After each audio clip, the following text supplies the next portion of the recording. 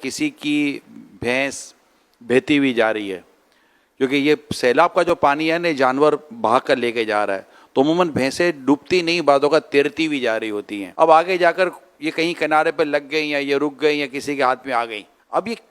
جس کے ہاتھ میں آئی یہ جانور یا بھینسیں آئی، اب اس کو کیا کرنا چاہیے؟ بھینس بہتی ہوئی آئی یا گائے یا بکرا یا بکری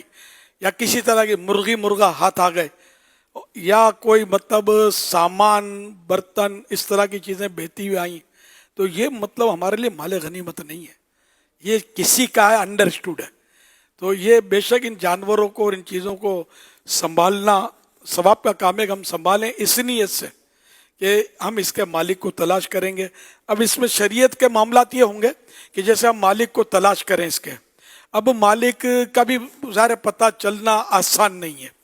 تو اگر ہم نے مالک کو، اب پانی کے ہوتے ہوئے آپ تلاش نہیں کر سکتے، تھوڑا اس کو سنبھالنا پڑے گا، پھر پانی اترے گا تو یہ آبادیوں کا پتہ چلے گا کہ یہاں آبادیاں، لوگ وہاں جمع ہوں گے، تو وہاں کسی حکمت عملی سے معلومات کریں کہ یہ بھینس اس طرح کی، یا کسی کی بھینس بہ گئی تھی تو یہ معلوم کرے، کسی کا بکرا بہ گیا تھا تو وہ معلوم کرے، کہ اس طرح پتہ لگائے، پھر اس کو نشانی پوچھ کر، یہ کوئی ایسی مطلب علامت، یا بعض اوقات تو قابل اعتماد آدمی ہوتا ہے، بعض اوقات یہ بھی ہوگا کہ جھوٹ بول کے بھی لے لے گا، یہ بھی ہو سکتا ہے۔ تو اپنے طور پر پوری کوشش کر کے جو اس کا مالک ہے اس تک آپ پہنچا دیں وہ چیز، بہت زیادہ آپ ثواب کے حقدار ہوں گے۔ اب اگر مالک ملتا ہی نہیں ہے تو اس صورت میں اس کا مسئلہ یہ ہوتا ہے، اس کو لقطہ بولتے ہیں ان چیزوں کو، اس کا مسئلہ یہ ہوتا ہے کہ اگر خود مسکین ہے، غریب ہے، حقدار ہے، تو وہ چیز اب خود رکھ سکتا ہے، یا کسی حقدار کو دے دے، یا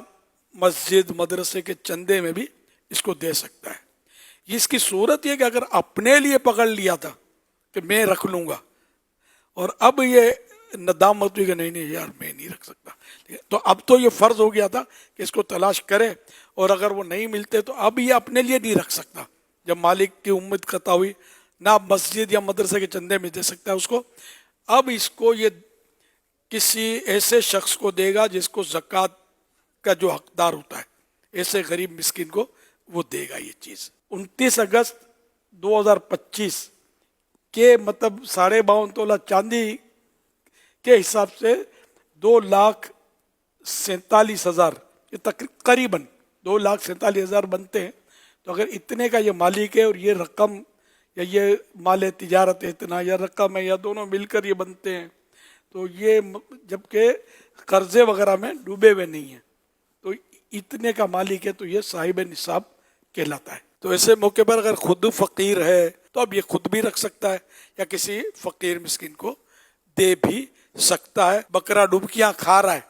ان قریب ڈوب جائے گا، تو کوئی اس کو مرنے دے، جبکہ اختیار ہے کہ اس کو نکال سکتا ہے، تو نکال لینا چاہیے، ضائع نہیں ہونے دینا چاہیے۔ اور اب وہی عمل کرے جو میں نے عرض کیا، مسئلہ جو عرض کیا کہ اپنی نیت سے نہ نکالے۔ جو چیزیں خراب ہو جانے والی ہیں جیسے پھل اور کھانے،